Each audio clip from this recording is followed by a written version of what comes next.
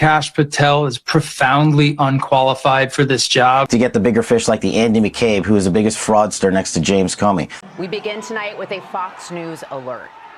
President-elect Donald Trump has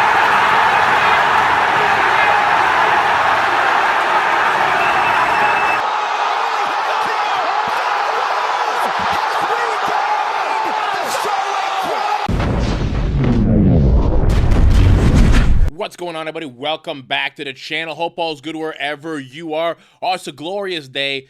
This is the one I was waiting for. Kash Patel, FBI director. We are so back. For anybody who doesn't think that Kash Patel would be qualified to do this job, take a look at this picture right here. This is who's in the FBI right now. I mean, come on. Let me play a few clips here of CNN, MSNBC, having absolute meltdowns, and then I'm going to play you some clips of why Kash Patel is the right person for this job. But first, a funny clip of Charlemagne and Andrew Schultz talking Kash Patel.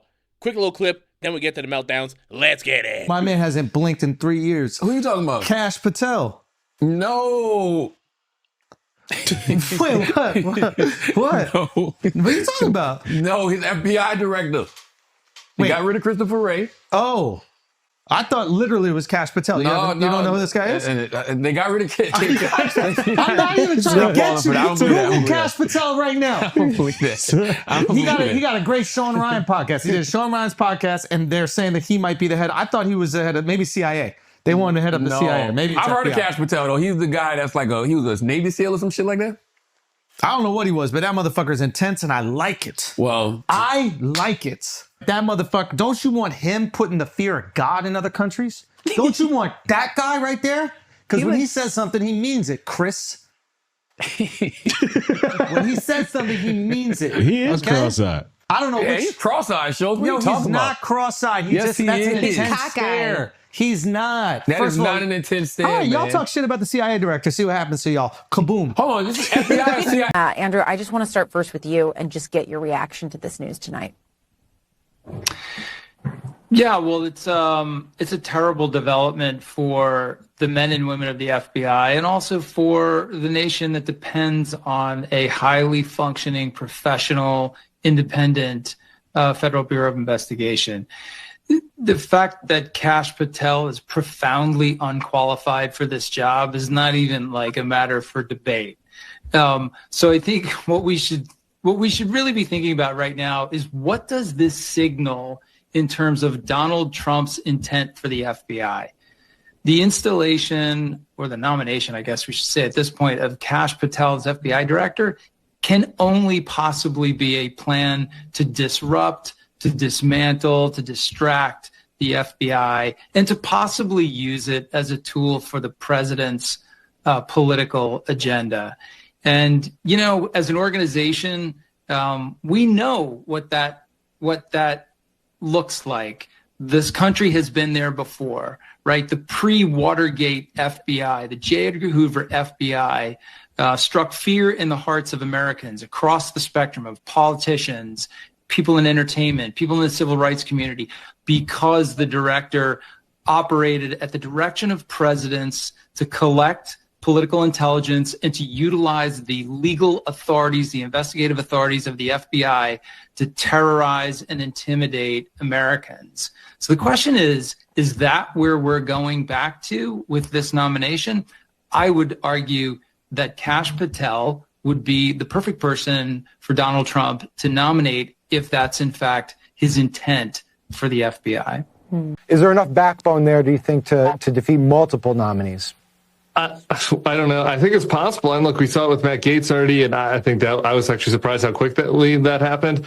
To me, Kash Patel, and I don't say this lightly, is the most dangerous nominee that we've seen yet to our democracy. I mean, you might think that having Pete Hegseth running the military is a greater level of danger because of his lack of experience, or Tulsi Gabbard at intelligence. But just as far as the threats to democracy that we were warning about before the election, and Kash Patel was a key player inside the Trump White House, pushing for and orchestrating the coup attempt in 2020.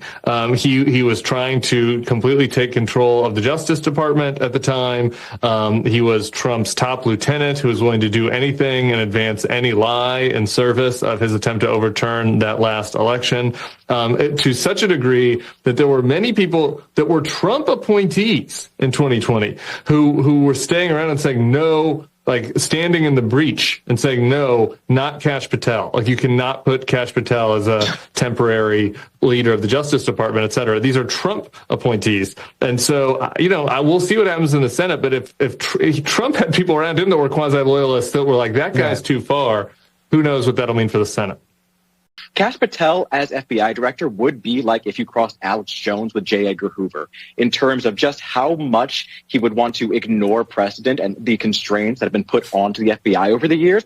With all of the conspiracy theorizing, all of the eagerness to fan the flames of the worst instincts of President Trump put into power, those two things should never mix. Kash Patel has them both, and he is a couple of votes away from that happening once he's put before the Senate. What you're looking at right here is a meme of what the deep state is looking like right now. Andrew McCabe, who was just on there saying that, oh, Kash Patel is not qualified. He is the deep state. He is the exact people that we want out of there, that Kash Patel will do his best job to expose these con artists. Now, there's a few clips I want to share with you here. I'm going to start off with this one here from the Sean Ryan part. Who has Jeffrey Epstein's Black Book? Black Book. FBI. But who? That is I mean, there's that's under direct control of the director of the FBI. Just like the manifesto from the Nashville school shooting of the Catholic school. Yeah. We still haven't seen that, right? It's not the Nashville police or PD saying we don't want this out. The FBI airmailed into that operation and said this is not getting out. Because they do that because this is another government gangster operation. All these local law enforcement communities get funding from the DOJ and FBI for local programs. And if you don't cooperate, you're not getting your $1 million for this, and you're not getting and that's a lot of money to these local districts. That's how they play the game. That's why you don't have a Black Book. Or the but the Black Book, it's not just sitting. I mean, that's Hoover power times 10.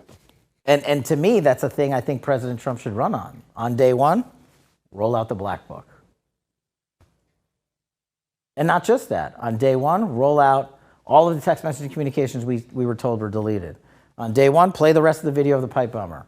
On day, one of the reforms I talk about in government gangsters is you need a central node to be continuously declassifying. This is another thing they do. They overclassify. And I'm telling you, as a former number 2 in the IC, they overclassify 50% of the stuff there to protect the deep state. Oh, no, you can't see that. Nothing to see here. Gina was a master at it, of doing it. And we still haven't seen half of the Russiagate report that we wrote. Still under lock and key. On how the ICA was originally constructed. We put 10,000 man-hours against John Brennan's team that did it. And we found out why they came up with their bogus conclusion. But we couldn't sell it to the world because we couldn't talk about it, and the government gangsters came in and buried it. All of these things, there needs to be a continuing central power, whether it's the White House or offsite, that says every request that comes in, just right out the door, as long as it's not a major threat to national security. Taxpayers. Now we're spread out all over hell's half acre. Go ahead, brother. Tell me about the Persian infiltration of our government. Yeah, I know you're sitting down, but you're probably going to need a couch after this one. Look, I laid it out in my op-ed last week. The groundwork about the intentional intelligence failures of the Biden regime has led to this World War IV, and I promised the War Room posse I'd come back. I'm just finishing the op-ed right now that lays out what I'm going to tell you right now. First ever heard preview. The intelligence decisions by the Biden administration reprioritizing away from the southern border, away from terrorists, away from Iran, away from China. Do you know who they're being made by? There's one individual in the White House National Security Shop, head of intelligence programs. His name is Maher Battar. Maher Battar. Yes, remember that name. He is solely responsible for prioritizing what collection efforts on intelligence or tier 1, 2, 3, and 4 for President Biden. Why is this guy's name important? Well, one, he used to work for Samantha Powers, but let's put that aside in the United Nations. Two, we just found a photo of Maher Battar recently wearing Palestinian garb, raising a hand, behind a picture that said, "We want Jewish apartheid." This is the guy in charge of intelligence operations for the United States of America. That's step one. Step two, Robert Malley, Biden's #1 envoy, the guy that's supposed to be keeping us out of war in Iran, had his clearance, security clearance, suspended by Chris Wray's FBI, of all people, just 2 months ago. You got to ask why. They won't publicly release it. Well, let me tell you why. Because a individual named Ariane Tabatabai, who, by the way, is currently running our Special Operations Office at the Department of Defense, was installed there by Robert Malley. Yes, the former presidential envoy to Iran installed this Iranian national to that position in DOD. And do you know what she did in 2014? She emailed the Prime Minister's office in Iran, the Foreign Minister, Javad Zarif, and asked for permission as a U.S. citizen to take a trip on behalf of the U.S. government. This individual is still employed at the Department of Defense as the Assistant Chief of Staff for the Special Operations Office. The Iranian regime has infiltrated the Biden administration. We have to find out why Robert Malley got booted. We know this has to do with this lady in part. But do you think Chris Wray's FBI would suspend his security clearance and remove him from his post if it wasn't something totally cataclysmic? This is what I'm talking about. We have to put intel in its place. And these people have been installed by our enemies to distract away from protecting against American priorities on the border and taking out the CCP in Iran. And now they're in the house. Hang on.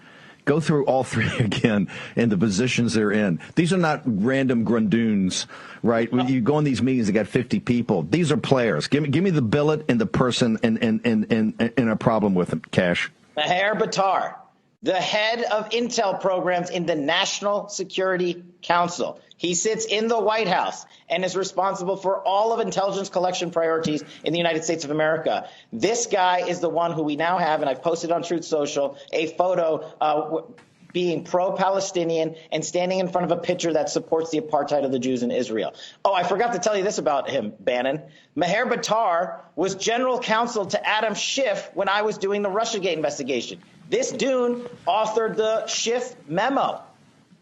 And then Robert Malley, Biden's presidential envoy to Iran, suspended by the FBI because of a security clearance issue, has now been taken off the case. And Ariana Tabatai is the Assistant Chief of Staff to the Department of Defense's Special Operations Office. She is the one directly communicating with the Iranian Foreign Ministry. Yeah, exactly. Okay, those three. That's it. Kash, how many times do you have senior level guys, senior level personnel directly from the president that have the security clearance pulled? How often does that happen? Well, it happens to us, but never by Chris Wray to a Biden administration official. So you got to ask the question, what the heck are you doing? And why isn't House Intel all over this investigation? Why haven't they subpoenaed Wray and been like, wait a second, you got to tell us why this guy, who's the #1 Iranian diplomat for the United States of America, has been suspended? It's like the story just disappeared. And how is his emissary still employed at the Department of Defense and communicating with Iranian officials? Kash, can you hang on for 1 second? Anyway, the other thing that I put in the book that I recommended the boss to do hits on this.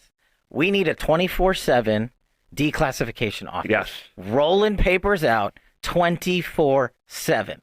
And not just like JFK and not just 9/11. You're talking to the guy that's read the whole 9/11 report and those 7 pages that people talk about. But I believe, as like the guy who's an intel guy who believes wholeheartedly in the classified system of information, I believe that it has been over-abused by these corrupt officials in government to hide the truth and enact more corrupt activities. So what I told the boss was like, I don't care what you call it, truth and reconciliation, whatever, come up with a better name. But every agency and department literally submits all of their documentation. And I believe you could get half out, half. I still think the other half needs to remain classified. I'll always argue that it does serve a purpose. But like you're seeing in these documents in the Jack Smith case, they're just redacting stuff that they lied about, that they broke the law. Mm-hmm. I mean, it's used to protect themselves. And it's a public document in a federal court, which is a document for the people of the United States. And we can have you run that office. You can come in and just be like, hey, I want all the Saudi documents. I'll gladly do that. I'd be so happy. So Luke will be the press secretary for the Libertarian Party. The declassifying the documenter. Viceroy of Declassification. Absolutely. I like that. There you go. I'm in. You got. Where do I sign up? Yeah. But I think that's how you earn the respect. Like you said, Donald Trump started talking about these things. Then we started putting these documents out there. And remember when I ran Russiagate, right? They came after me and said, if you put out the Nunes memo and you put this out that you wrote, our enemies and our allies are going to get murdered. No one died. They accuse us of every single thing they are doing. They try to imprison our great leader illegally time and time again. They raid our houses of worship. They tell us where our children can go to school and what they should learn. Well, I don't know about you, but I want our future generation to know history, math, and economics. I don't want them to know gender fluidity at the age of 10.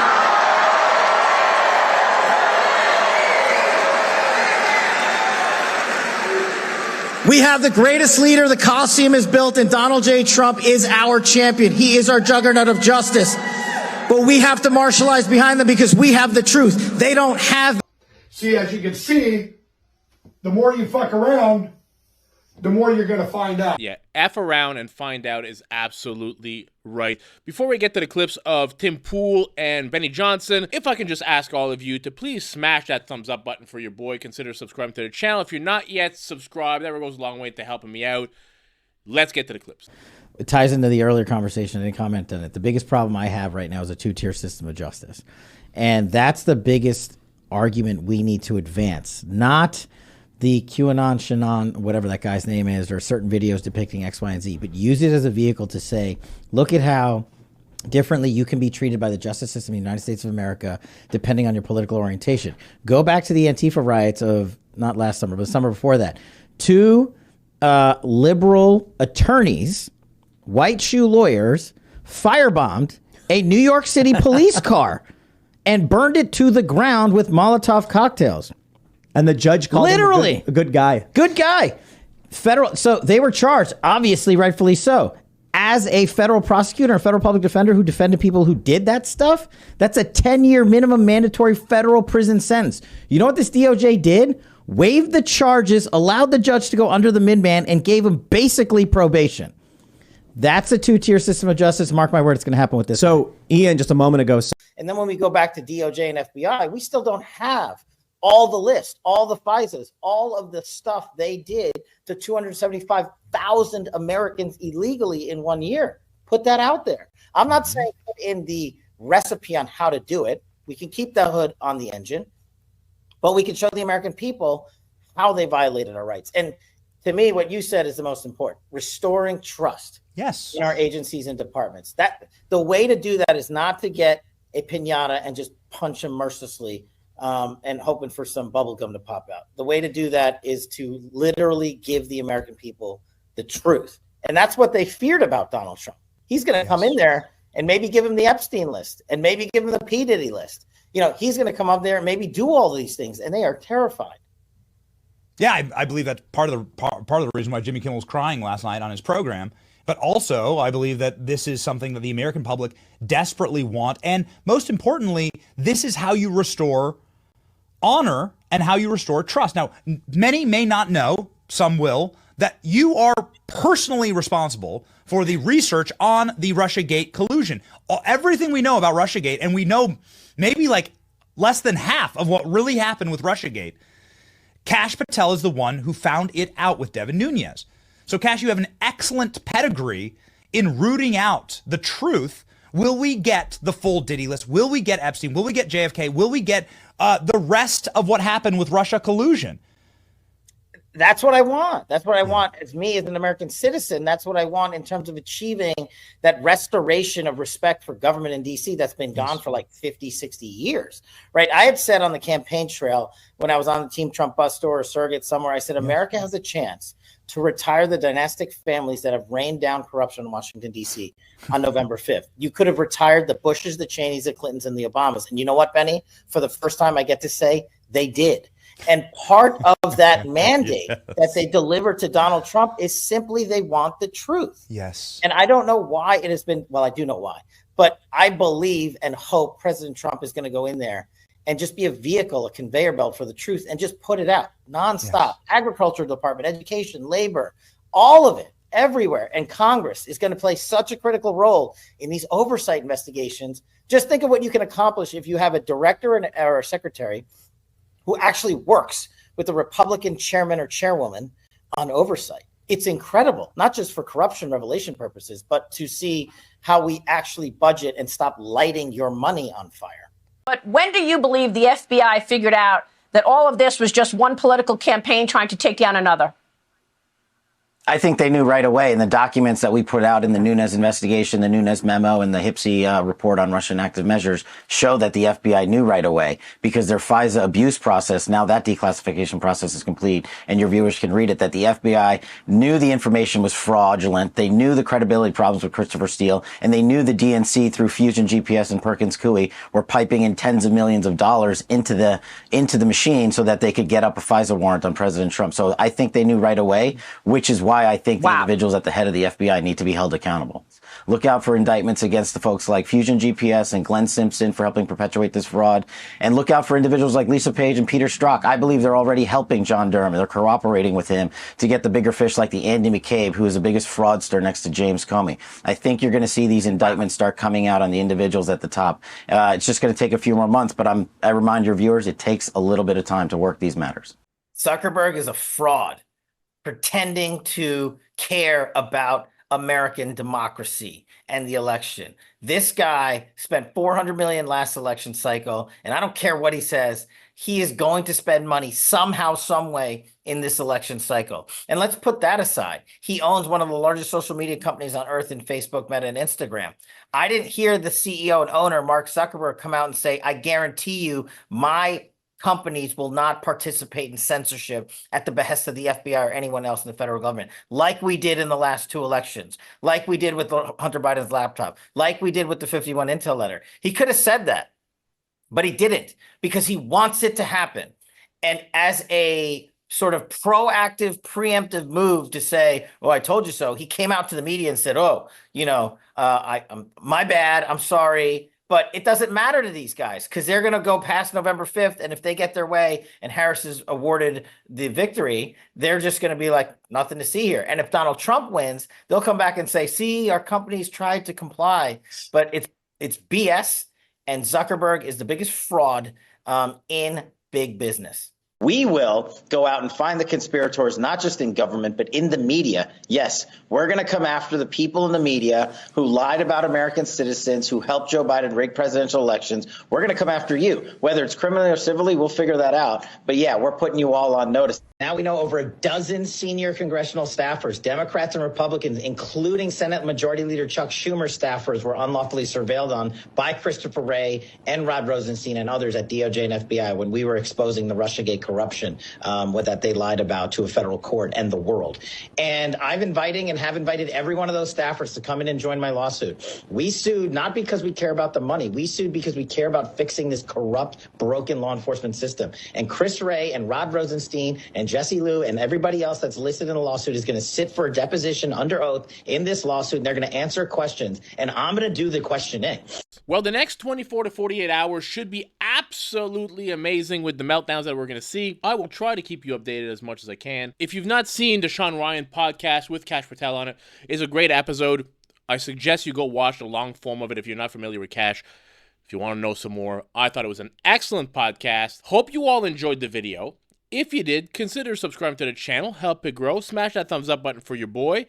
I appreciate all of you that come here, that comment, that subscribe, that like the videos.